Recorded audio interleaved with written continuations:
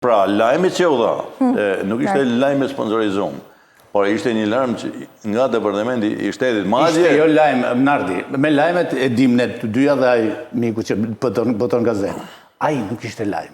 Po tjetër si ishte lajm. Shiko, edhe ishte lajm tipik amerikan. Ai nuk ishte trupin e lajmit, s'kishte kokën e lajmit, s'kishte gjakun e lajmit. Ishte, si me thënë, një njeri, më falë të the, se jo se hyre tek profesionismi. Ne në mësu me lajme që mi prodhua edhe pasaj mi gëtit ne. Problemi që ishte lajme amerikan. Shkollën e gazetarisë, nuk e di një gazetar amerikan më shumë se një gazetar në Ballkan.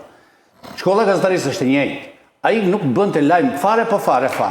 Dhe ata, shiko, ai ka shkarbim, ai është përdorur. Dëgjoj, ai gazetari që s'kem se ta, ai ka puto. Që e citon, ai ka përgjigjen aty. Një gazetar merrsisht periferik. Ata vazhdoi edhe logjikën e fundit, se e mbyllon që mos ta zgjat. Mbyllën se do ikë.